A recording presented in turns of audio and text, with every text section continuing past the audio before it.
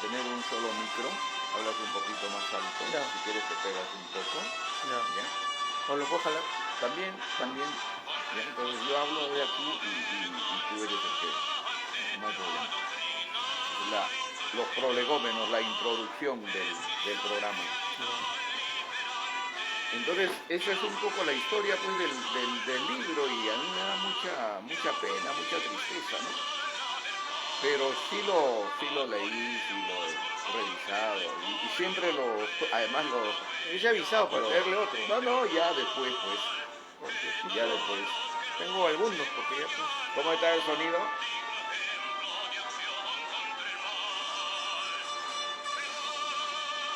Cuando vino el compañero ex canciller Lucho González Posada aquí, ya hace tiempo ya, ¿y dónde están las luces? ¿Dónde están las cámaras? Ya pues no te pases Lucho ya. Pero tenemos una sola línea y un solo teléfono dedicado exclusivamente al programa. O sea, ese número de teléfono es solamente conocido por nosotros, ¿no? Ah, qué bien. Mejor, ¿no? Sí, porque antes, por ejemplo, se utilizaba el que uno tiene y te entra la llamada, te entra el WhatsApp, algunos te fastidian. Y claro, no lo hacen por molestarte, sino porque tienen necesidad de hablar contigo. Ah, claro, todavía es un problema. Pero ocurre, ¿no? Ese cuadrito que está arriba de Víctor Raúl, sí, era uno que tenía el compañero Alan García en su dormitorio. Ya. Un cuadrito así de, digamos, muy privado, ¿no? Sí, es una foto, no la conocí esa foto. Esa foto probablemente sea del año 17 en el CUS. Si tú te das cuenta, es casi el perfil, la foto parecida al que se tomó Víctor Raúl allá cuando estuvo ayudando al prefecto, sí, que está con su vestimenta andina, poquito parecida, ¿no? No es conocido. Y nos los ha traído el compañero Ricardo Pinedo, ¿no? Ah, qué bien. Ahí nos están trayendo varias fotos así muy rebuscadas. Por ejemplo, el hijo del compañero Jorge Iriaque nos ha traído su foto de Víctor Raúl, que el compañero Jorge lo tenía también en su sitio privado, ¿no? Ahí lo tenemos. Sigo recuperando todo. Tenemos problemas de agua ahorita. Se nos ha vuelto a secar el pozo. Entonces, ¿No hay conexión? no, porque hay que cavar. Y eso probablemente lo estén haciendo la próxima semana, ¿sí, no? Es un presupuesto que estamos detrás de esto. Pero cuando llegamos acá, esto estaba pues, todos los libros estaban en el piso, envueltos ya en las cortinas para que se lo lleven. Estaba totalmente abandonado, ¿no? Un descuido total, fue terrible.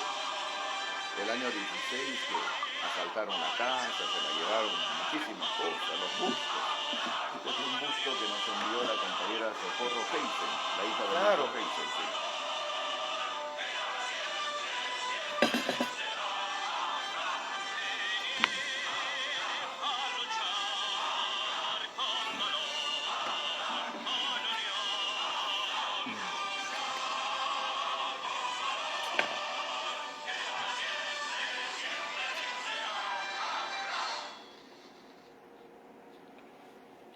Compañeras, compañeros, amigos y amigas, tengan ustedes muy buenos días, o muy buenas tardes, o muy buenas noches. Depende dónde y a qué hora nos estén sintonizando. Estamos en un programa en vivo y en directo hoy día domingo 19 de noviembre del 2023. Y hoy día nos acompaña el reconocido historiador aprista Nelson Vázquez Jáuregui. Juárez.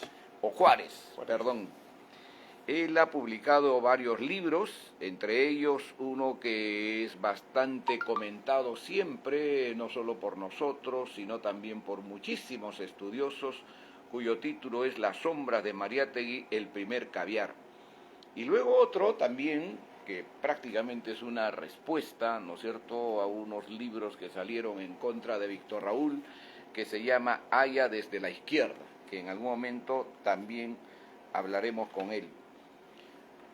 Nelson Vázquez Juárez es abogado de profesión, conocedor a profundidad, diría yo, de los temas internacionales, siempre leo tus columnas que escribes, Gracias. querido Nelson, y en algún momento, quizá más adelante, hablaremos también sobre lo que está ocurriendo el día de hoy en la Argentina, ¿no? La elección, que obviamente creo que está bastante bien disputada. Él ha publicado innumerables artículos en distintos periódicos y revistas del país y del extranjero. Pero más allá de eso, también es miembro de un grupo de trabajo y de reflexión muy importante, que en el partido tiene pues mucha preeminencia y que además muchísimo trabajo y muchísimas publicaciones.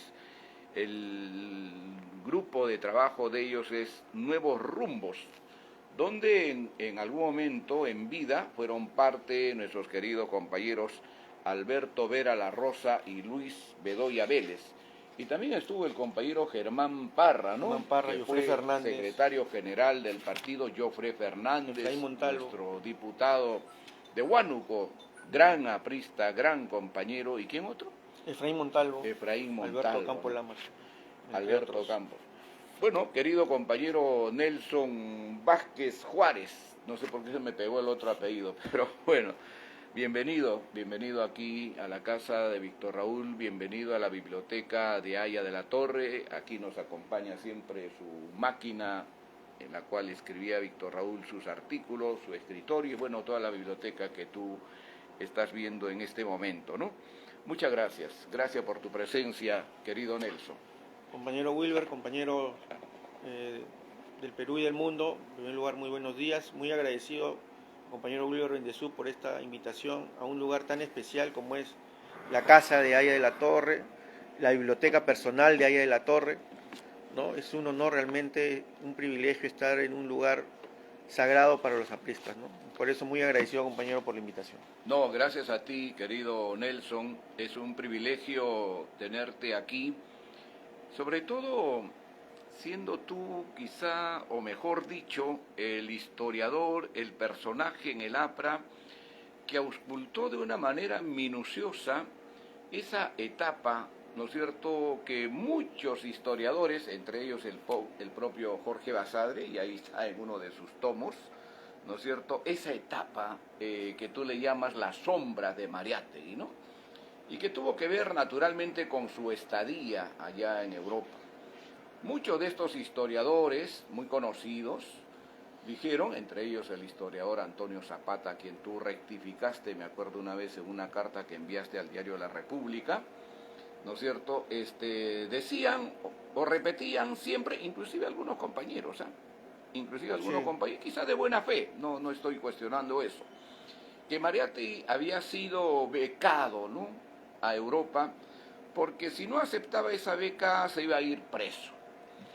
Pero tú has investigado, ¿no es cierto?, has ido chequeando minuciosamente cada paso de estos y has llegado también a la fuente, has llegado también a los mismos documentos.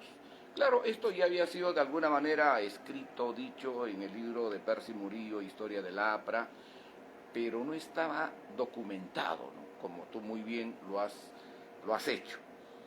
¿Cómo es esa parte? ¿Cómo es eso que el año 19 de octubre, si mal no recuerdo, junto a César Falcón, ellos parten a Europa? Sí, justamente investigamos el tema del viaje de José Carlos Mariátegui a Europa, porque las versiones que daban los biógrafos de Mariátegui, algunos decían que era una beca de estudios, otros decían que fue un destierro, ¿no? Sin embargo, investigando la documentación en el Archivo de Relaciones Exteriores, gracias también al apoyo del compañero Alejandro Beutis, que permitió el acceso a estos archivos, se comprobó que Mariátegui ocupó un cargo que se denominaba agente de propaganda, ¿no?, en Perú, de la Embajada del Perú en Italia, ¿no? Hurgamos los documentos y publicamos en este libro, La sombra de Mariátegui, el primer caviar de la historia, esta resolución que es del 27 de noviembre del año 19, donde se autoriza al cónsul general de la República en Génova para que los ingresos consulares de la oficina a su cargo abone a don José Carlos Mariátegui, agente de propaganda periodística en Italia, la cantidad de 45 libras, ¿no? Esto está firmado por el canciller Porras y también por el presidente Leguía. Creo que el propio documento habla de que, pues, si está designado en un cargo de confianza, además en la embajada, porque podría hacerse un paralelo ahora como el agregado de prensa, ¿no? Pues simplemente se venía abajo todo lo que señalaban que fue un destierro o que fue una beca. En el libro también demostramos de que sí habían, y con resoluciones ahí, fondos que el Estado peruano entregaba a artistas peruanos que iban a capacitarse a Italia, ¿no? Y ahí probamos de que sí habían becas, por lo tanto, si no había una resolución en ese sentido para José Carlos Mariátegui, no era una beca de estudios. Y destierro, bueno, el tener un cargo de confianza, de agente de propaganda periodística en Italia, pues simplemente creo que no sustentaba esas posiciones que señalaban que era un destierro, ¿no? A esto hay que agregar el contexto, porque se llama agregado de propaganda periodística. En esos años estaba todavía en disputa el tema de Tacna, ¿no? Y Arica con Chile, no se había definido. Eso se definió todavía el año 29. En ese contexto, del año 19. Estamos hablando del año 19. Claro. En ese contexto, en Europa, habían estos cargos para difundir la posición del Perú frente a ese tema, ¿no? De defensa del territorio peruano, tanto de Tacna como de Arica. Ese era el rol de estos cargos, ¿no? En el libro se demuestra, también por documentación de Relaciones Exteriores, que el embajador del Perú en Italia señala que Mariátegui tiene capacidades para el tema, pero sin embargo, al no haber fondos para publicar en Europa, pues su labor no se iba a llevar a cabo, ¿no? Esto finalmente, como bien dice el compañero, muchos historiadores no lo presentan así, ¿no? Yo recuerdo que el propio Aldo Mariátegui, incluso en su libro sobre la izquierda en el Perú, tocó el tema como si fuera un destierro. Y cuando fue al partido, al aula magna... me dicen que se molesta cuando escucha que no fue un destierro, sino que fue yo recuerdo que porque yo ese libro también lo mandé a los directores de distintos diarios, inclusive cuando él era director del diario El Correo, le llegó el libro. Y él fue a exponer su libro, La izquierda en el partido, en el aula magna, hace algunos años, y a la hora de las preguntas yo pude intervenir como asistente, ¿no? Y le enseñé el libro y le dije, señor Aldo Mariátegui, usted sabe que eso no fue un destierro, ¿no? Sino eso fue un cargo. Y le enseñé el libro y le enseñé la resolución. Y él no lo negó, ni se molestó. Dijo, bueno, ahí está la resolución, ahí están los datos. E inclusive contó algunas anécdotas familiares que él había escuchado de su padre, ¿no? Por ejemplo, señala que cuando lo contó el propio Aldo, ¿no? Mariátegui, en el partido, cuando una vez fue la policía, ya el año 26, 27, pues a tratar de detener a José Carlos por el tema de la revista Mauta, José Carlos Mariátegui, al policía que dirigía la operación, le dijo, voy a hablar con el presidente Leguía. E intentó coger el teléfono y que la policía le cortó el teléfono. Pero una persona que dice, voy a hablar con el presidente, es porque tenía algún tipo de contacto, ¿no? Hay que recordar que la esposa de Leguía, que falleció antes que Leguía asumiera la presidencia, era Suaine Mariátegui, familiar de Mariátegui, ¿no? Eso lo cuentan sus propios biógrafos y yo lo cito esa parte en el libro, ¿no? Entonces, este tema, luego Aldo Mariátegui en una reimpresión cambia ya esa mención y señala que bueno, sí, no fue necesariamente un destierro. De la fuente, ahí está la evidencia. Claro, pero hay otro tema, ¿no? Y por eso me alenté a escribir este libro y agradezco siempre al compañero Wilber que lo cita cada vez que se da la ocasión en este prestigioso programa del partido, que hay historiadores todavía, como por ejemplo Martín Vergel, que es un historiador destacado argentino, que ha escrito sobre el APRA. Hay un libro que publicó, La desmesura revolucionaria, que lo vino a presentar a la Feria del Libro hace algunos años, y yo en esa ocasión me acerqué, lo saludé, lo felicité, y le entregué mi libro también sobre Mariátegui. Sin embargo, en un libro que han sacado este año el Fondo de Cultura Económica, en una sección del Fondo de Cultura Económica que se llama Viajeros, donde se aborda los temas de personalidades latinoamericanas que viajaron, entonces ahí le han encargado el tema de Mariátegui, ¿no? Una antología de una serie de escritos de Mariátegui, pero él hace un estudio introductorio muy largo, ¿no? Sobre la importancia de la experiencia de Mariátegui como viajero, ¿no? Incluso señala diciendo, cuando en una entrevista al regresar le dice cuál es su hobby favorito, ¿no? Y Mariátegui contesta en una entrevista viajar, ¿no? Y él narra su experiencia en Europa y muy tangencialmente, sin claridad, menciona lo de Leguía, ¿no? Tratando de dar a entender que tal vez fue como una, no dice destierro, pero dice como que si el gobierno lo quiso sacar de acá de Lima, ¿no? Y esto creo que no es un capricho de nuestra parte mencionar estos temas en el caso de José Carlos Mariátegui, porque creo que eso no lo desmerece en su obra, pero sí aclarar, ¿no? Porque Vergel habla y dice, bueno, Mariátegui estuvo en Italia, estuvo en Alemania, estuvo en Francia, pero Mariátegui tuvo la gran facilidad de viajar y estar en Europa con un cargo abonado muy adecuadamente y poder hacer esos gastos, ¿no? Porque muchos peruanos han estado en Europa también, ¿no? Por ejemplo, Vallejo, como ahí en La Torre, que no la pasaban bien en Europa, ¿no? Cuando uno lee la correspondencia del jefe, ¿no? Que publicó Tomás Gutiérrez, ¿no? Con correspondencia con Melissa Grace, y también, o la propia, y la correspondencia con Sánchez, ¿no? Con Sánchez, ¿no? Y entonces uno se da cuenta las austeridad en que vivía ahí en La Torre, ¿no? Y la pobreza. Y la pobreza, por no decirlo, ¿no? Exactamente. Exacto, ¿no? La queja, incluso, por ejemplo, de ahí en La Torre, en muchos casos, a Luis Alberto Sánchez es pues de una cuestión increíble, ¿no? No, claro, estando en Europa, Así es. él, por ejemplo, menciona a Felipe del Cosío, hay una correspondencia también que publicó el compañero Luis Chalo hace varios años, estando en Europa le dice, mira, ya han cerrado un periódico en Colombia que yo escribía ahí, tenía un pago mensual, ¿no? Ya seguro. Y le dice, han cerrado ese periódico, había un golpe de Estado, venden mi enciclopedia británica porque voy a tener que cambiar de donde vivo, ir a un lugar más barato, ¿no? Esa era la vida de Aya, ¿no?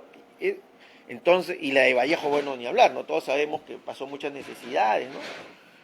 Entonces, mencionar por parte del historiador Vergel las condiciones en que fue Mariátegui, es decir, mencionar convenientemente lo que le interesa mencionar, claro, ¿no? Y no, porque ellos tienen militancia política. Claro, y ahí viene el tema, ¿no? Se tergiversa. ¿Por qué? Porque, como le digo, Mariátegui tenía un abono mensual pagado, ¿no? Y además era diplomático, ¿no? Estaba en la burocracia diplomática. Ese era su estatus. Ese era su estatus, ¿no? Entonces, viajar en esas condiciones, el documento lo dice. El documento lo dice, es mucha facilidad, es una joya, eso. ¿no? Entonces, es una joya.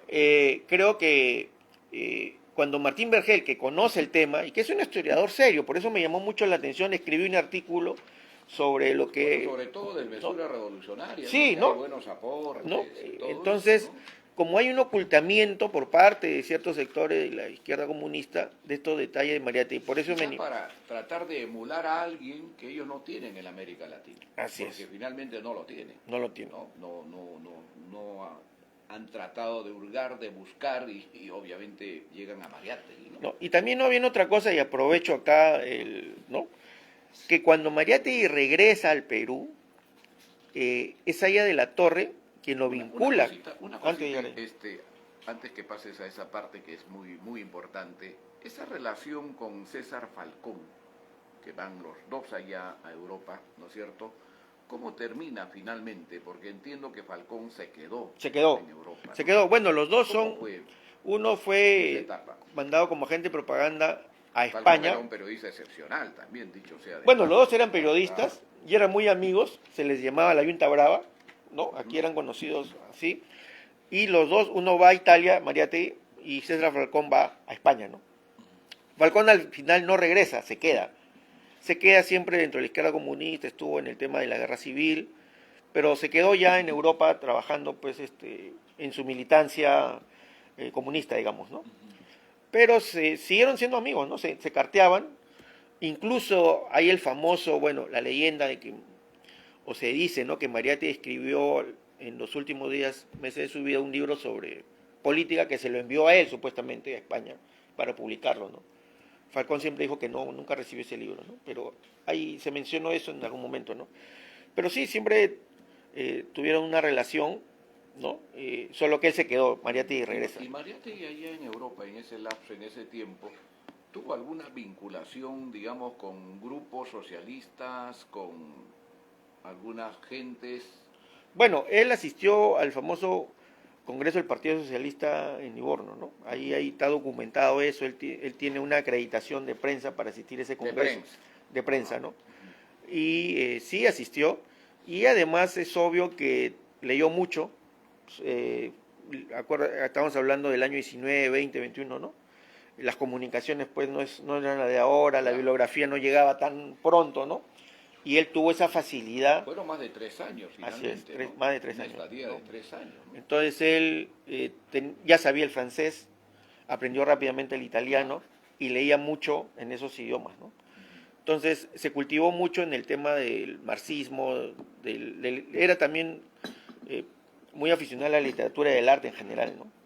Pero sí asistió a este congreso, ¿no? Dotes que eso no se puede desconocer. No, claro. Su formación. Por eso el libro, bagaje, ¿no? Lévano lo tomó como una afrenta, ¿no? El libro. Y recuerdo que Armando Villanueva... Pero la verdad no puede ser afrenta. No puede ser una ofrenda, es lo que decía Armando Villanueva cuando le llevé los libros a Armando, los 2 libros. Me dijo, no, lo leyó, y luego me llamó y me dijo, no es una afrenta, es un testimonio de un momento histórico con datos reales, ¿no? Y que simplemente busca aclarar, ¿no? Porque finalmente, y ya veremos, hay una vinculación cuando Mariátegui viene al Perú de Haya con Mariátegui, ¿no? Hay una vinculación, ¿no? Pero otro tema, quería también sobre su regreso, ¿no? Porque sobre el regreso de Mariátegui, su biógrafo, y es una buena biografía la de Guillermo Rullón realmente, porque le tomó muchos años hacer esa biografía.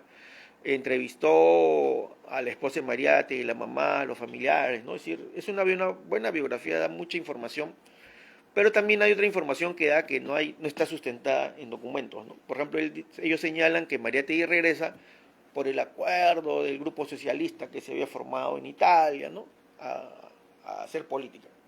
¿Regresa por eso o porque le cortaron el sueldo?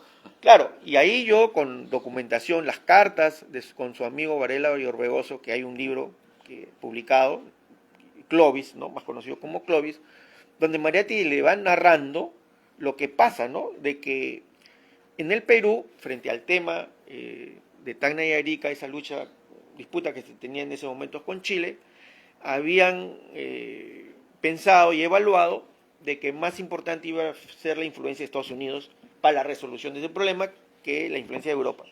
Entonces comienzan a recortar los puestos de agentes periodísticas, ¿no? Y le va informando, porque hay varias cartas que yo cito, donde le dice, mira, ya van a recortar en tales sitios, van a seguir recortando, ¿no? Y ese es el motivo real por el cual él regresa, ¿no? Claro, él al final, hay una carta en que dice, bueno, yo en realidad no quería quedarme, ¿no? Una disculpa, digamos. Bueno, pero pero él no renuncia.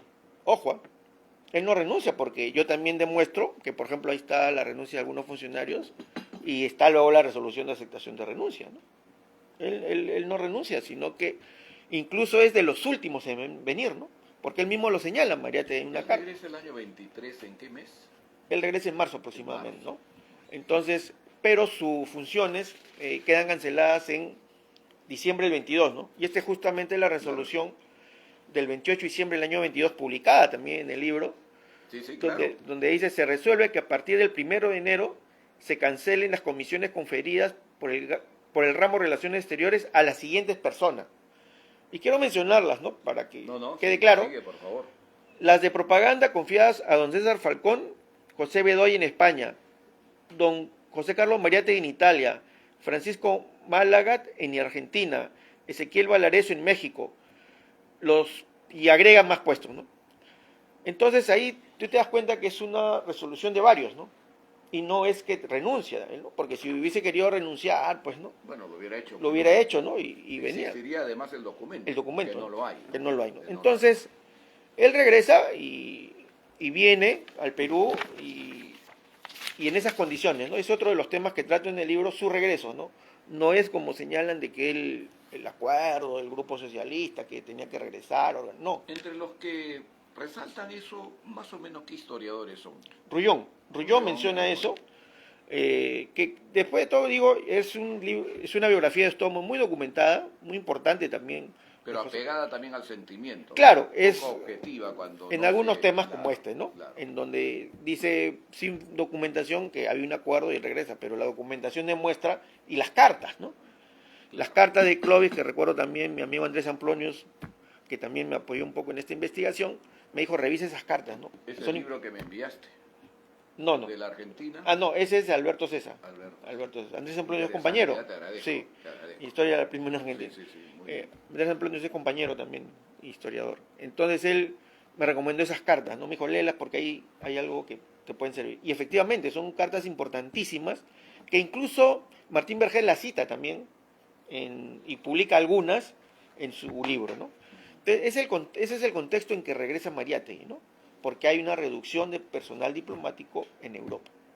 Y bueno, y cuando él vuelve, ¿todavía se siente parte, digamos, de relaciones exteriores? Porque claro, puede estar ya aquí, pero si no ha renunciado, de repente... No, le cancelan. Le cancelan. Ya deja de estar, ¿no? Porque pero su relación, su vinculación con el gobierno de Leguía, ¿cómo es?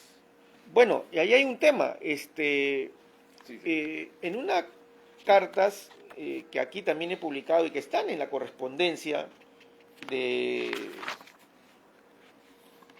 Mariátegui, 2 tomos que publicaron la familia Mariátegui, ¿no? Hay una carta de Arturo Osores, embajador del Perú en Italia, dirigida a José Carlos Mariátegui el 11 de septiembre de 1921, donde nos da luces de la confianza política que tenía el régimen de Leguía y Mariátegui, ¿no?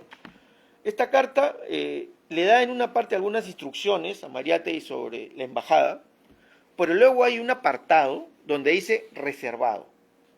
Y le dice, me escribió Óscar Barnechea anunciándome que ha sido trasladado a Italia. Procure que le paguen antes de que esto llegue a ser conocido.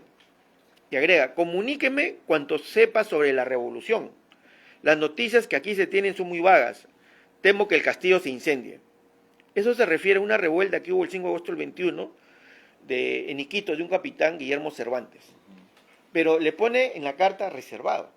Eso le pone... El embajador del Perú, dirigida a Mariátegui, del embajador del Perú en Italia, Arturo Osores, en una carta le pone así, reservado. Claro. Entonces, esto indica indudablemente que hay una confianza política. Un vínculo muy estrecho. ¿no? Porque le está diciendo, y averigua, claro, le dice que hay, claro, ¿no? Y en otras cartas también, que el propio Mariátegui dirige a Clovis, se nota que Mariátegui conocía mucho de lo que pasaba, ¿no? Porque obviamente llegaba información sobre lo que pasaba aquí en el Perú, ¿no? Habla sobre la situación peruana y le da ciertos detalles a Clovis, ¿no? Sobre la situación con los banqueros del Perú, ¿no? Y esos son informaciones que indican que estaba muy bien informado políticamente de lo que pasaba en el gobierno, ¿no? Y yo creo que, como le digo, Armando Villanueva, cuando salió una película sobre Mariátegui, de Federico de Cárdenas, me parece que en los años 90, más o menos 95, envió un documento al Congreso de la República, que luego me alcanzaron, donde él señalaba que al inicio el gobierno de Leguía fue muy popular, ¿no? Ese es Leguía, al inicio, ¿no? Claro. Es decir, no te olvides que lo nombraron maestro de la juventud. Claro, era visto como un gobierno progresista, el ¿no? presidente de la Federación de Estudiantes de esa época, ¿no es cierto? Fue a recibirlo a Panamá.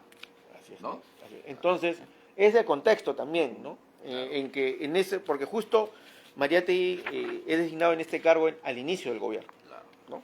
Entonces eso también un poco... pero no porque lo querían pues deportar o sacar... Claro, es porque yo creo que eso más bien... nacional, era porque había una estrecha relación, una estrecha vinculación... Y además hay otro detalle, ¿no? Mariátegui nunca dijo que fue deportado. Nunca dijo, me desterraron, me persiguieron. Nunca, en ningún documento, ¿no? Incluso... Sus biógrafos, entre comillas. No, nunca lo dijo él. Entonces, yo no sé de dónde sacan, porque además esa versión le hace quedar mal, ¿no? Porque si supuestamente fue un Habla de una destierro, mentira, ¿no? quiere decir que él pues se vendió, ¿no? Claro. Por un puesto, ¿no? Le hacen quedar mal esa versión realmente si uno analiza a fondo, La ¿no? famosa beca.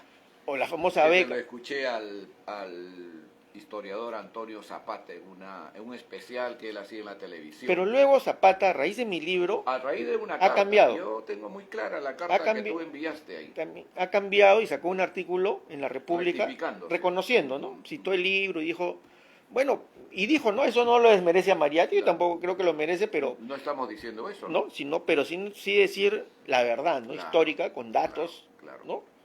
Porque, como usted bien señala, compañero, se ha querido hacer una imagen, pues, Mariatti Distorsionada, en ¿no? base a mentiras. ¿No? Y cuando regresa, Hice un documento. hizo un documento, ¿no? Y cuando regresa, Mariátegui, una de las... Llegamos a esa parte, muy Sí, bien, ¿no? muy bien, sí. Seguí investigando, esta parte ya no está un poco en el libro, pero seguí investigando el tema, y una de las primeras cosas que hace Mariátegui es una exposición de pintura y escultura de su amigo Pedro López de Aliaga, que también había sido funcionario en Italia y que se hizo muy amigo de él, que era un millonario peruano, ¿no? Que trajo pinturas italianas, ¿no? Y Mariátegui hace las labores como de curador, ¿no? Entonces yo hice una ponencia justo este año en Casa Mariátegui sobre el regreso de Mariátegui y su primera labor, ¿no? Que fue eso. En esa ponencia señalaba, por ejemplo, hay entrevistas previas a esta inauguración, ¿no? De esta exposición y finalmente en la inauguración recordemos que Lima era pequeña, ¿no? Recordemos que eran pocos diarios y no había muchas actividades culturales como ahora, ¿no? Entonces esta exposición fue trascendente en su momento, en el momento en que se hizo, tan trascendente que el diario La Crónica, el 12 de mayo del 23, publica en carátula, ¿no? La exposición López y Aliaga, y aquí está José Carlos Mariátegui, y aquí está el presidente Leguía. Señal ¿no? de que había, pues, bueno, sintonía, por lo menos, ¿no? Por lo menos cercanía. No había cercanía, o por lo menos no había animadversión, ¿no? Es lo mínimo, ¿no? Claro. Entonces, y está el embajador de Italia en el Perú, es decir, fue un acto muy concurrido para que vaya el presidente a inaugurar legalmente ¿Qué fecha tiene? 12 de mayo del año 23. Algunos días antes de la heroica jornada del 23 de mayo, con la cual Mariátegui inicialmente no estaba de acuerdo. No estaba de acuerdo. Por su cercanía que tenía con Leguía. Así es, ¿no? Esa foto también nos los ha enviado el historiador, un gran conocedor también del tema de Mariátegui, Wilfredo Chino Villegas. Seguramente tú lo conoces. Sí, claro. Un compañero también que ha contribuido mucho con sus estudios, ¿no? Sus investigaciones. Sí, y entonces cuando regresa al Perú, y esto es algo que también los historiadores de la izquierda comunista lo ocultan, ¿no? Incluso internacionalmente, ¿no? Porque hay videos en que uno puede encontrar sobre David Mariátegui y ahí dicen regresó y se vinculó con los obreros, ¿no? Directamente. Sí. O sea, para ellos no existe ese tránsito. Y ese tránsito es importantísimo. Pero sin ese tránsito no hubiera podido Así es. otra vez. Así es. Ahí en La Torre era el director de las Unidades Populares González Prada y valora en Mariátegui que venía preparado, que venía de Europa, un hombre culto, ¿no? Y le invita a dar conferencias. Claro. Y Sánchez, ¿qué menciona, no? Dice, lo quiso introducir y dice, cuando regresó el 23, en marzo más o menos, lo dice Luis Alberto Sánchez, lo quiso introducir a la Universidad Popular. Encontró una fuerte resistencia de parte de los líderes obreros. Víctor Roble de la Torre, director de las Universidades Populares González Pradas, luego de hablar con los obreros, lo invitó a dar conferencias. Y entonces, eso no fue fácil, ¿no? No, porque además había una animadversión contra Mariátegui porque él representaba de alguna manera al gobierno de Leguía. Claro, ¿no? Entonces... ese era el tema, ¿no? Ese era el tema, ¿no? Entonces el jefe es quien lo invita y que luego incluso de deportado el octubre del 23, y lo señala Sánchez, le encarga claridad. Claro. ¿No? Y ahí es que Mariátegui estaba dentro del proyecto aprista, en ese momento, ¿no? Entonces, eso es algo que incluso el propio Mariátegui en una carta que Vergel publica, ¿no? Mejor dicho, que Vergel... En este último libro, cuando se dirige a un amigo argentino, Mariátegui le dice, bueno, aquí me han intervenido a Mauta, ¿no? Porque Mauta está identificada con el APRA, ¿no? Por eso le intervienen a Mauta, por ser una revista identificada con el APRA, ¿no? Eso está publicado en el libro de Berger. Entonces, eso también es tema de otra investigación y que habría que hacerla, ¿no? Porque Mariátegui se reencuentra con movimiento popular a raíz de la Torre, porque de la Torre lideraba ese movimiento, además, ¿no?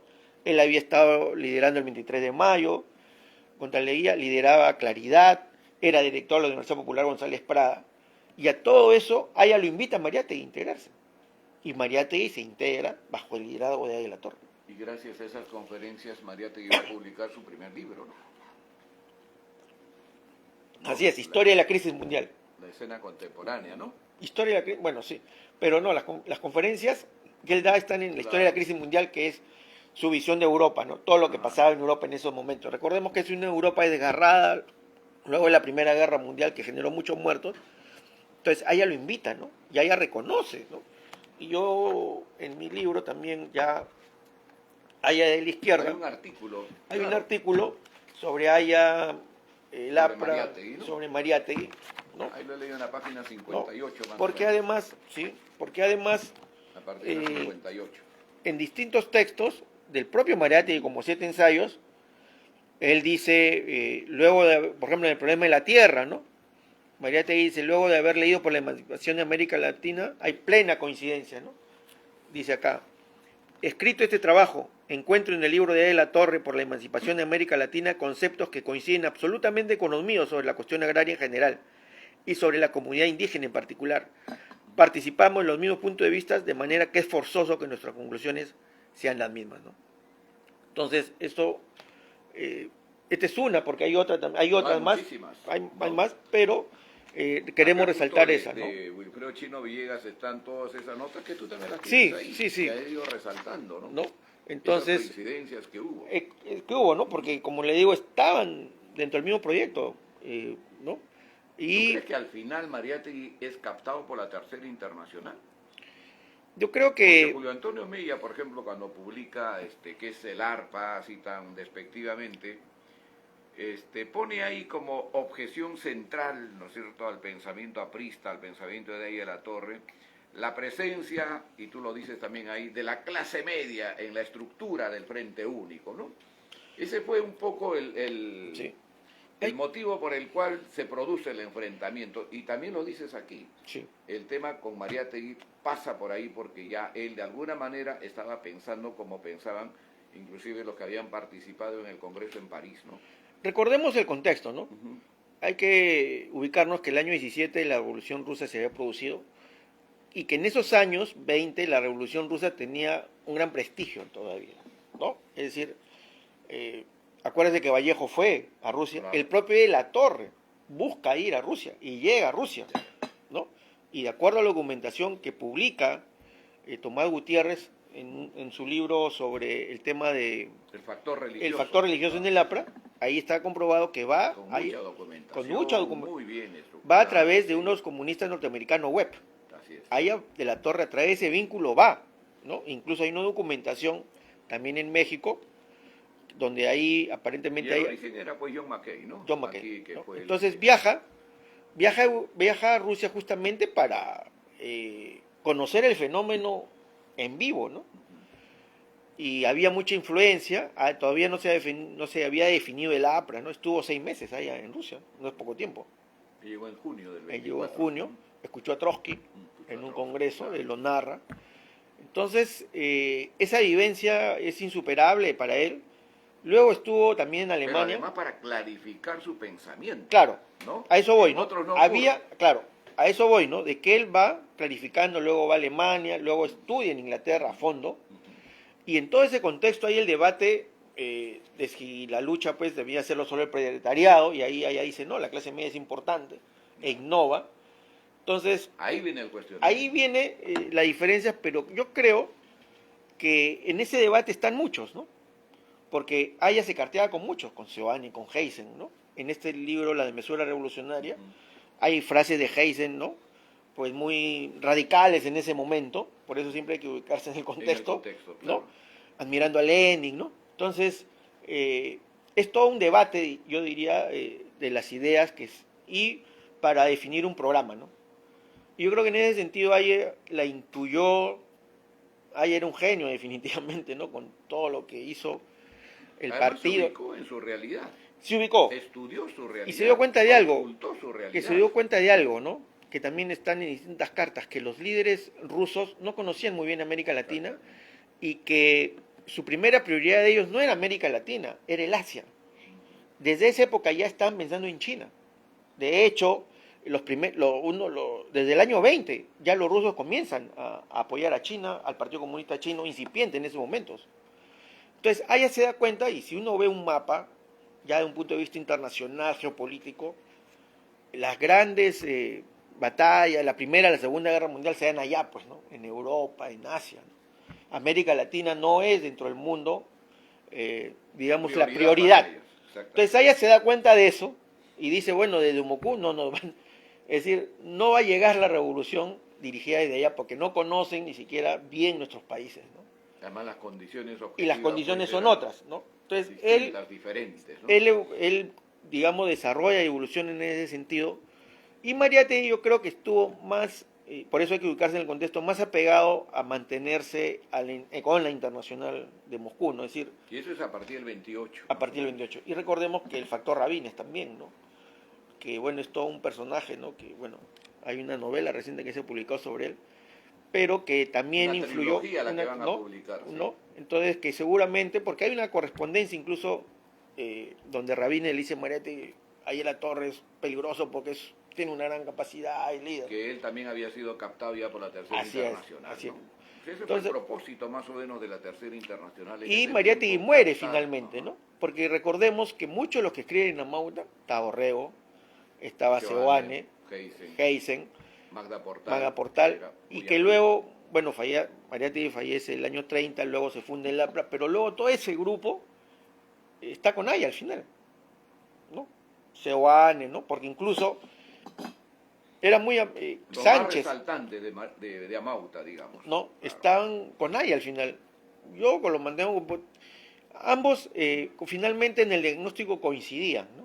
Como está probado. En ese debate de Mariátegui con Aya Latorre, hay en el libro Los inicios de Armando Villanueva una carta furibunda de Magda Portal contra Mariátegui, ¿no? Ahí está bien ubicado. Entonces, hay todo un contexto, ¿no? Sí, claro. Hay todo un contexto. Yo creo que de repente Mariátegui, si no hubiese fallecido tan tempranamente, probablemente yo creo que se hubiesen ido de todas maneras, ¿no? Porque finalmente... Él iba a viajar a la Argentina. Además, él iba a viajar a la Argentina,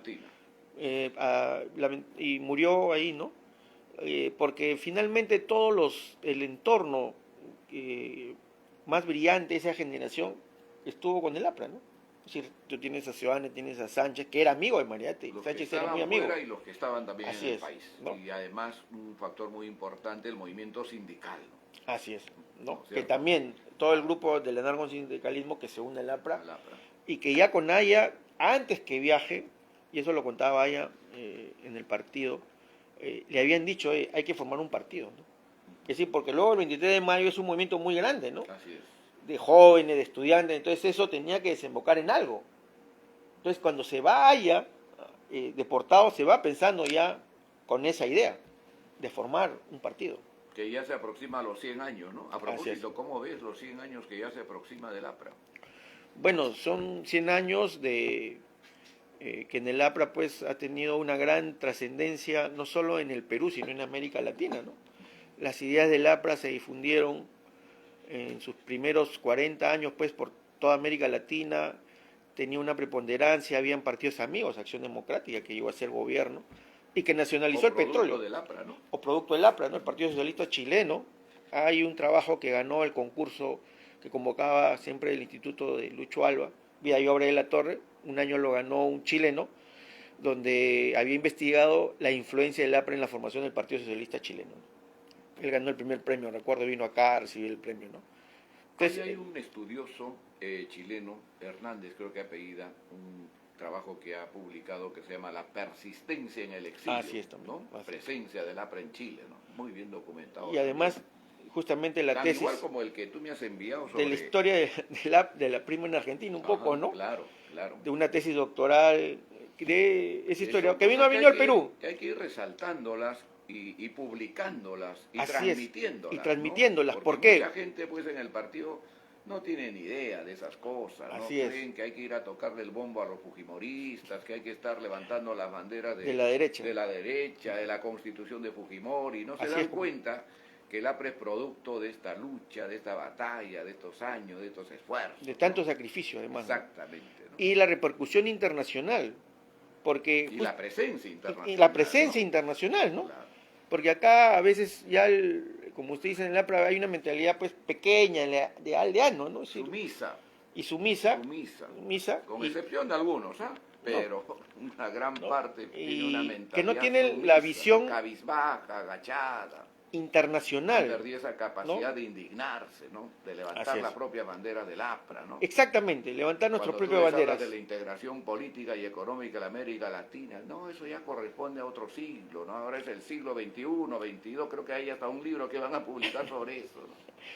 No, y es increíble porque justamente la realidad nos manda de que la unidad, China es un continente, Rusia es un continente, la Unión Europea ha Y ahí desarrollado... está la prueba, Está la la Unión prueba, Europea, ¿no? la muestra de ¿no? lo que la integración es capaz de hacer, ¿no? Así es, y comenzaron de a pocos ahí, Así es. como la Comunidad Económica del Carbón, y fueron creciendo en países, ¿no? Entonces, A ser 27 ahora, ¿no? ahora son 27, Pese a la salida de Inglaterra, ¿no? Que se hace pesar, además, y que muchos en Inglaterra dicen que fue un error. que un ¿no? desastre, Un ¿no? desastre para ellos, ¿no? Claro. Pero el tema es de que justamente estos temas y estos trabajos de investigación, por ejemplo, la influencia del APRA en Argentina, ¿no? En una tesis doctoral. Y como el tuyo, que Sí. yo siempre lo resalto, ¿no? Me parece importante. Y justamente me animé a escribir, y primero en artículos que difundo en Populus y luego en 2 libros que fueron autofinanciados por mi persona, los dos, ¿no? Es un esfuerzo personal. Es porque si nosotros, los apristas, no escribimos la historia Exactamente. y nuestras ideas adecuadamente, nadie lo va a hacer. Y Porque fundamentadas, como tú muy bien lo haces, en Porque las lamentablemente fuentes, hay los un documentos. antiaprismo tanto de la izquierda comunista como de la derecha. Es decir, no resalta nadie la torre. Yo he ido a muchos eventos académicos de distintas universidades y cuando hablan, por ejemplo, la Católica organizó un evento sobre el anarquismo, el socialismo, ¿no? Y González, pasan de largo. y el APRA, y Haya, Manuel González Prada, muy bien, Mariátegui, bien. ¿Y el APRA? ¿Y Haya no tuvo influencia latinoamericana?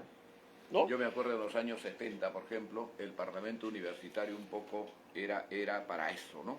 Organizar, capacitar, preparar esos grupos de jóvenes que se iban pues a las universidades a polemizar, ¿no? Que iban a buscar la polémica, el encuentro, el enfrentamiento, la confrontación. Nuestros jóvenes de ahora pues están ahí languideciendo, a ver dónde pueden ir a trabajar, ¿no? A qué congresista le buscan, o qué líder del partido le puede dar trabajo aquí o allá, ¿no? O sea, una juventud perezosa, ¿no? Lamentablemente. Sí, falta de dedicación y esfuerzo, porque, por ejemplo, parte de este libro, como bien lo indicó el compañero al Y una inicio, juventud que deja pasar cosas, ¿no? Esta crisis que hay en el APRA, por ejemplo, si tuviéramos una juventud pujante, organizada, vehemente, que sepa indignarse, hoy el APRA sería otra cosa, pues con una juventud en la calle, ¿no? claro, y organizada Pero y en por la lucha. supuesto. Y, por ejemplo, varios artículos de este libro, de Haya de la Izquierda, son respuesta al libro de Nelson Manrique, que escribió... No, muy bien. que escribió justamente, usted fue ¿no? aprista, Claro.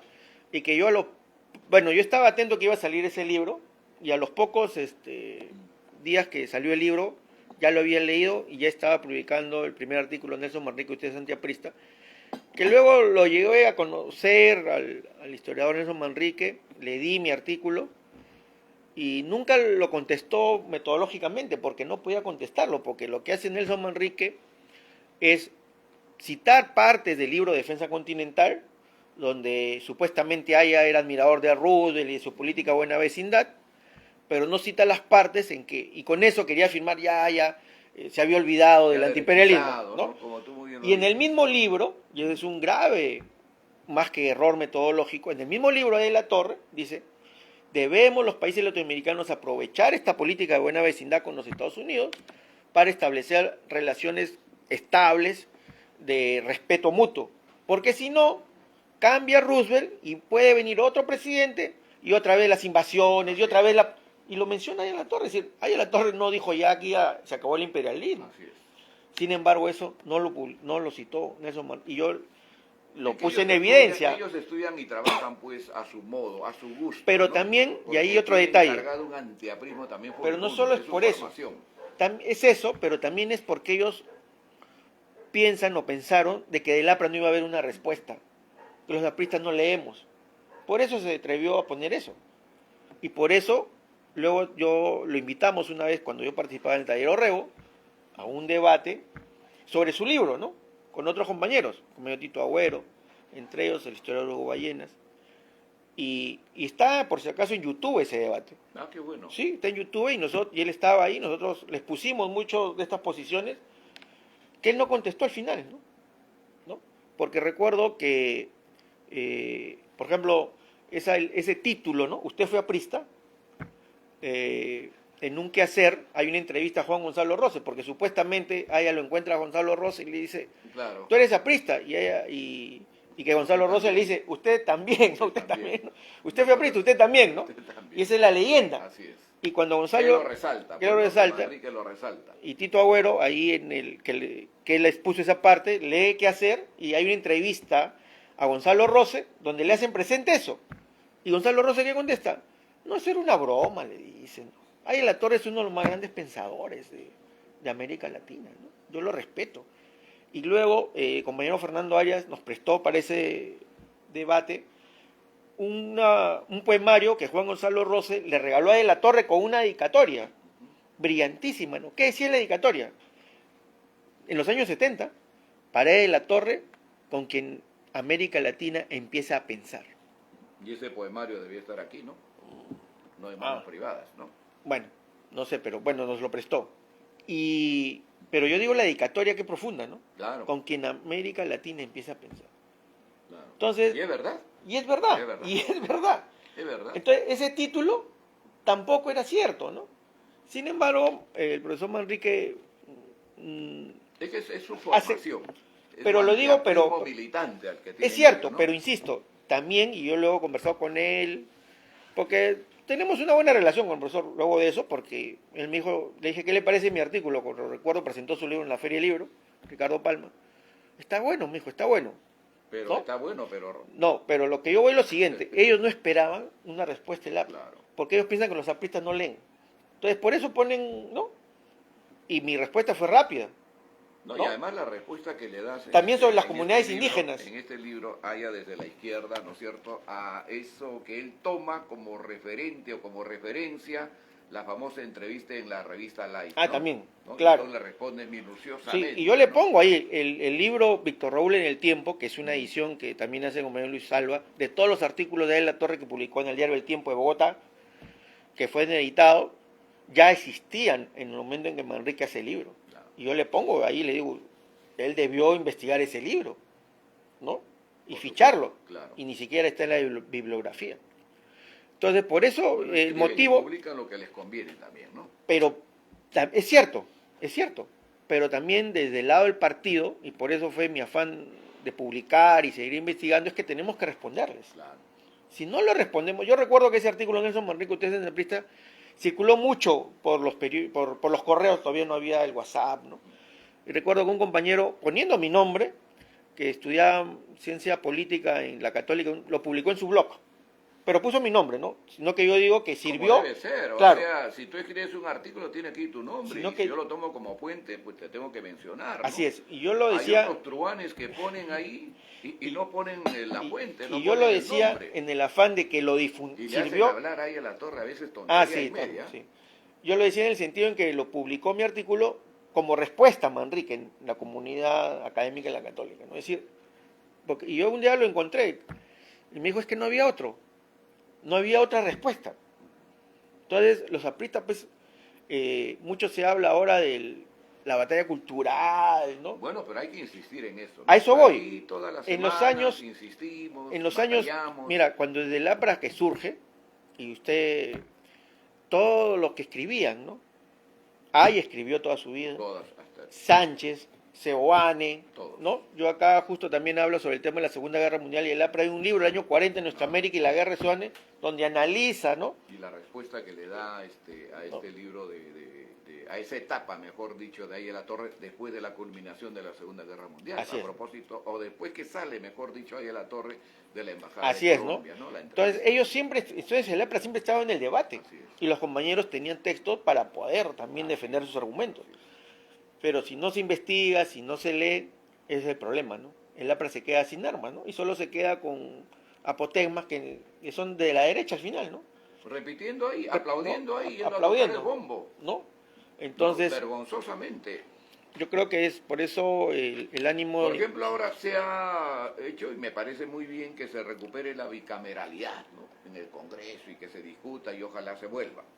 Pero nadie dice, nadie lo escribe, nadie lo comenta, que eso es obra de la Constitución del 79, como si le diera vergüenza, ¿no? Como si fuera una conquista de este tiempo. Cuando eso está escrito y firmado por el propio Aya de la Torre del año 79 y que siempre... Y sobre además eso, de las existió. cámaras, hay temas que hay que agregar, ¿no? Si bien es cierto, es conveniente la bicameralidad, también es cierto que en este contexto seguramente va a generar un rechazo. Sí, Pero ¿por qué seguro, genera un seguro. rechazo? Porque los congresistas, bueno, son casi una clase privilegiada. Así es. Aya de la Torre, y esto también por anécdotas, porque como historiador me gusta a mí, pues, siempre me ha No, gustado muy bien, conversar con muy los bien. mayores que me han contado anécdotas directamente, ¿no? Que eran cercanos al jefe, ¿no? El gobierno militar, cuando ya se instala la Asamblea Constituyente, llevó 100 carros para los 100 constituyentes. Fue el coronel a presentarse ahí en la torre, que era el presidente de la Asamblea, y le dijo, bueno, de parte del gobierno, un carro para cada congresista. Ahí en la torre le dijo, no requerimos los carros. Regrese ¿No? por donde... Regresen. Y aquí Y luego- observamos el carro de ahí a la Torre que Pero utilizó. luego Aya le dijo, y luego el coronel dice, presidente, pero aunque sea para usted. No, tampoco. Yo tengo mi carro, le dijo.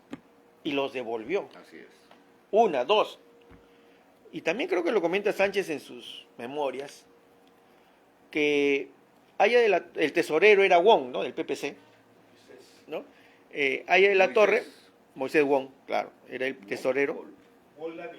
Wong Dávila del PPC, ¿no? Del Claro. Partido Popular Cristiano, el Así es. tesorero. Y eso a pedido de ahí a la Y a Torre, pedido de la sea Torre. oposición Así es, la que maneje el dinero, ¿no? Así es. Entonces, Como Aya, hacerse las cosas, claro, ¿no? Con transparencia. con transparencia. Miren lo que estamos en el partido, ¿no? Envueltos en una situación ¿Y Aya tan qué le dice? dramática, tan sucia, Aya tan no asquerosa. autoriza que el consumo en las cafeterías También, se pague de los constituyentes, así es. ¿no? Y Ahora incluso, le dan hasta buffet. ¿no? Entonces, ese es el Congreso que se Así requiere. es. Y Aya, ¿por qué? Y eso se lo comentó a Sánchez, ¿no? Yo he visto en Europa cómo los congresos se sensualizan, le dijo, ¿no? Entonces, sin auto, sin gasto de consumo, si tomas tu café con tu Y su dinero, propia seguridad de valientes compañeros, ¿no? además. Además. Así es. Entonces, sí, se requiere un congreso, pero por ejemplo, miren, el congreso sueco, allí a los congresistas que vienen de provincias, les dan, ya el congreso tiene unas habitaciones donde ahí ellos viven y donde ellos mismos tienen que, sin personal, ¿no? Ellos mismos ya se encargarán de su ropa y su cocina, ¿no? ¿No? Es decir, con ciertas condiciones mínimas, obviamente, pues, de satisfacer ciertas necesidades, pero sin privilegios, pues, ¿no? Porque, por ejemplo, debe haber, como en otros congresos, si hay asesores, asesores al grupo parlamentario, ¿no? Porque se supone que el grupo parlamentario, como siempre ha sido en el APRA, ¿no? Aunque últimamente, el grupo parlamentario aprista, en la época de ella, toda propuesta era del APRA, De la célula. de la célula, no, Pasaba por ahí primero. no que No yo, se no, individualizaba. no, de la célula, no es individual, y por lo Y tanto, hay la anécdota de Luis Alberto Sánchez. Había tesis, por ejemplo, que él proponía en la célula y no necesariamente era aprobado, ¿no? Y él Claro.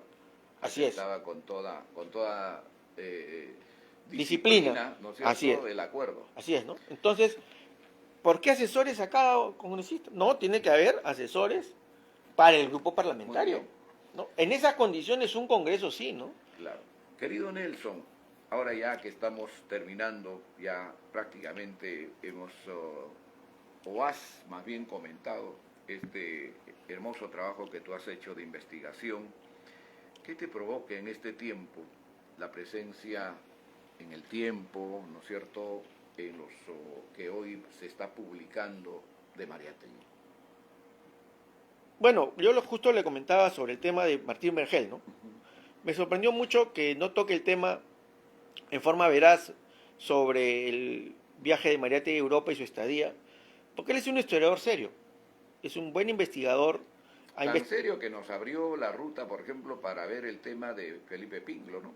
Así es, ¿no? Es decir, es un buen investigador y sin embargo, en un libro, en una sección de viajeros del Fondo Económica, como lo mencioné, debió pues mencionar las condiciones. Rescatar esa parte, ¿no? Claro, Que y no es... finalmente lo no es- enaltece a él mismo, ¿no? No, y claro, efectivamente, y además no desmerece a Mariátegui porque finalmente está su obra, ¿no? Pero tampoco, cuando no se dice toda la verdad sabiéndola, porque yo a Martín Vergel le di mi libro sobre Mariátegui, es decir, él conoce perfectamente la documentación, porque, como le digo, muchos peruanos han viajado a Europa, ¿no? Han estado en Europa. El propio, por ejemplo, nuestro gran premio Nobel, Mario Vargas Llosa, que se fue a Europa becado, y luego lo de la beca siguió viviendo. Hay un documental donde él cuenta que esos años y meses, hasta que su novela La ciudad de los perros alcanzó una dimensión, no las pasó muy bien en París, Claro. ¿no? Incluso en un documental él cuenta que él alquilaba, junto con su primera esposa Julio Urquide, un departamento pequeño en una casa y luego ya no tenía para pagarlo y le dijo a la señora, mira, ya no tengo, ¿no? Y la señora le dijo, bueno, no se vayan, pero váyanse al último piso.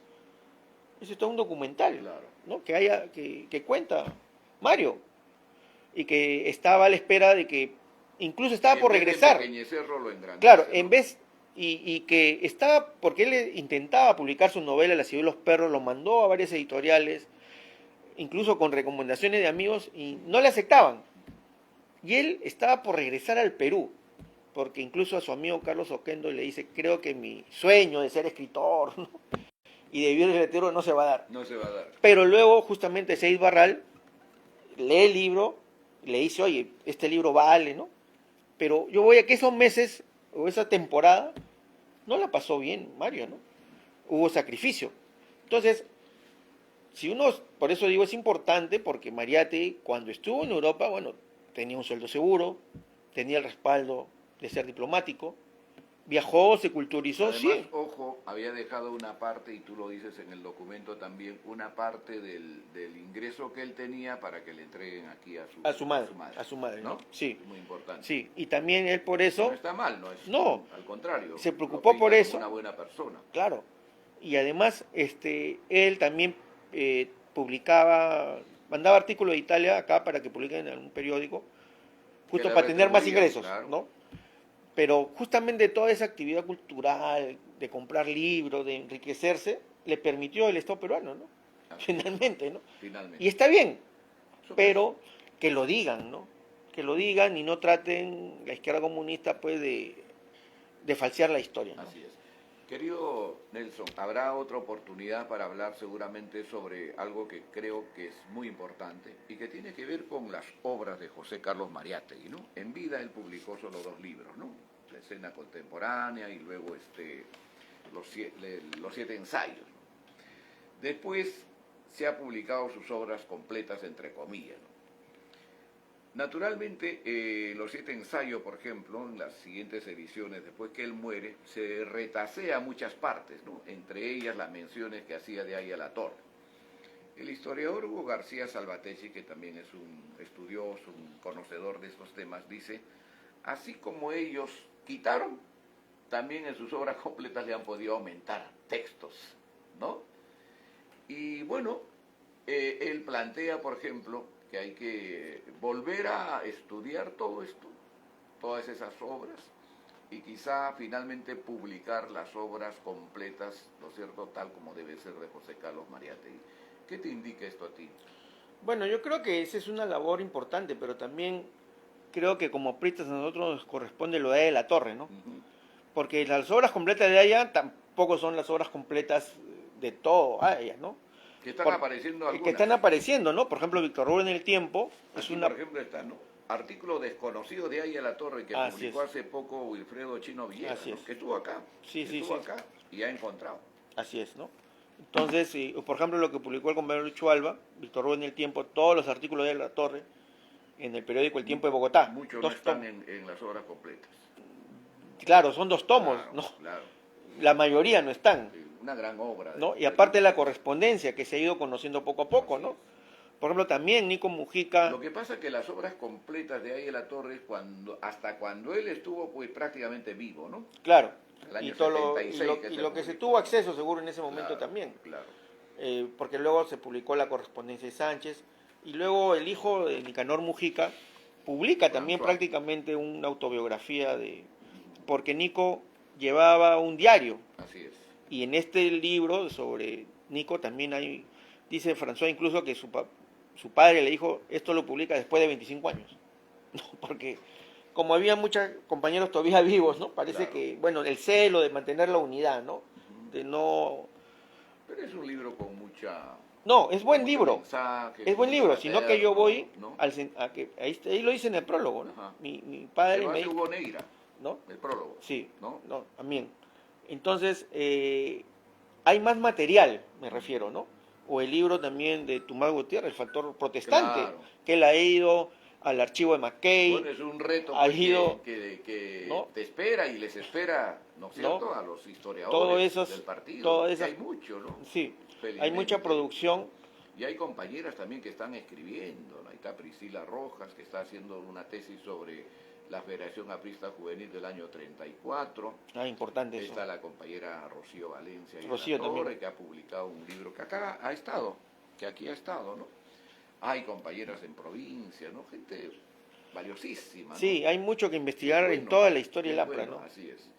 Y Querido Nelson, ¿qué, ya para ir finalizando, qué te provoca esto que está ocurriendo hoy en Argentina? Todavía no tenemos ningún resultado, pero bueno, hay 2 horas por delante allá. Pero, ¿cómo ves esta situación electoral allá? bueno, en primer lugar hay que señalar que el Perú y Argentina siempre han sido países muy amigos, muy cercanos, ¿no? Muy, muy cercanos. Siempre los argentinos recuerdan con gratitud el apoyo que se le dio el Perú en el año 82 durante la época de las Malvinas. En segundo lugar, el APRA tenía una presencia ahí también muy importante, ¿no? Como hay historiadores que lo han señalado, ¿no? Así es. De muchos apristas Como está exiliados. anotado en ese libro que me has ¿no? enviado y además, pues, lo que el mismo Vergel, ¿no? Así es, ¿no? Historiadores, Presente. Vergel, Leandro César, que están investigando Y al está APRA. ahí, por ejemplo, lo que escribe Armando Villanueva en La Gran Persecución, esa famosa reunión con Perón, Con cuando Perón. él les propone venir a rescatar ahí a la torre de la embajada de Colombia, ¿no? Sí. Una cosa... Seoane también tuvo una gran presencia Claro, allá, ¿no? Claro. Heisen también estuvo por ahí. Heisen, claro, que fue además presidente de los estudiantes Sí. universitarios. Imagínate Y Pepe el- Barzalo, Y Pepe que Barzalo. tiene un libro cuyo original lo tenemos, ¿no? Ah, qué importante. No se ha publicado todavía, pero estamos esperando que la familia pues dé el visto bueno, ¿no? Ya. La autorización. Ah, ya ves. Él Falta estuvo allá alguna también, forma, pues. claro. Él estuvo allá. Además, Perón lo sentaba a su lado. Así es lo que me Perón lo comentan, sentaba ¿no? a su lado. Que una vez un compañero me comentó que no sé en qué reunión internacional hubo y que quien encabezaba la delegación argentina era Barzalo, Claro, de los que Era el peronistas, presidente de los estudiantes, ¿no? además. ¿no? Entonces, ese es el Pero su contexto. formación aprista. Claro, ¿no? claro. Era, Entonces, era un aprista muy vinculado al peronismo. sí, sí. Y él, desde el año 51 que estuvo en el exilio, tuvo también mucha participación en esta famosa reunión con Perón el año 52, cuando se trató de organizar ese grupo que iba a venir a liberar ahí en la torre, ¿no? Iban a pasar por Bolivia. Bueno, pero la Entonces, elección del día de yo le hoy- decía todo este contexto Claro. porque, en primer lugar, habría que respetar la voluntad del pueblo argentino de cual fuera quien saliera elegido, Massa o Milei, ¿no? Finalmente es la voluntad del pueblo argentino porque generalmente la derecha y algunos escritores de derecha insultan, ¿no? Si no sale su candidato es que el pueblo pues es bruto, el pueblo es así, no, no es así, ¿no? Hay que respetar la voluntad, ¿no? Se habla de libertad y la libertad incluye cómo votas, pues, ¿no? Porque se ha dado la sorpresa, pues que en la primera vuelta el candidato peronista y ministro de Economía en un contexto de inflación ha ocupado el primer lugar, ¿no? Impresionante, ¿no? Impresionante. Impresionante. Y de ahí, bueno, uno trata de averiguar y Milei, que es la oposición, y que en un contexto tal vez más natural debería haber encabezado, ¿no? Porque si es la oposición a un gobierno donde hay una inflación alta. No llegó Al 30%. entonces, Massa estuvo en el 36%. Entonces, así es. Entonces, uno podría decir que hay muchos factores, ¿no? Milei, por ejemplo, insultó al Papa, ¿no? Siendo un Papa argentino, ¿no? Errores, ¿no? ¿No? Que después se ha rectificado también, pero, sea de paso, ¿no? pero lo hizo, pues, ¿no? Claro. Luego dijo, y hay también por ahí una... También Al Capone, admiraba al Capone, ¿no? También lo mencionó en una entrevista, ¿no? Por su fanatismo neoliberal, ¿no?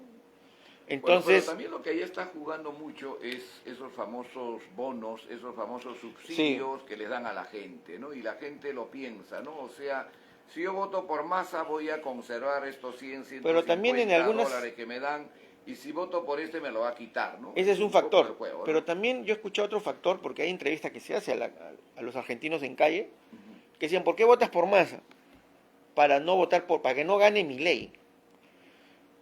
Entonces hay un sector de la gente que, por estas cosas, que insulta al Papa, que dice que va a cerrar el Banco Central de Reserva, que va a dolarizar, perdiendo soberanía un país, ¿no? Porque justamente la moneda, cuando tú emites, es soberanía. Entonces eso ha asustado a mucha gente, ¿no? Mucha gente que no necesariamente está con Massa, pero que piensan que si sube una persona que es... ¿Tú viste el debate? Parte del debate. Yo lo vi más solvente a Massa, ¿no? Más cuajado, ¿no? Bueno, hay una parte en que le dice, y las relaciones con China y con Brasil... Pero además la primera parte, ¿no? Que era el tema económico. Si tú no lo aplastas ahí al que es ministro de Economía, representante de un gobierno corrupto, representante de un gobierno que te ha disparado a la inflación, si en ese primer capítulo no lo aplastas y él te aplasta, ya pues. Bueno, por eso un periodista argentino muy famoso decía, al comentar la primera vuelta, ¿no? Decía, bueno, Massa resultó un buen candidato finalmente, ¿no? Tranquilo, parsimonioso, no. Con además cargando el pasivo, que es bastante claro, fuerte, tiene un pasivo. Corrupción, inflación, subsidios.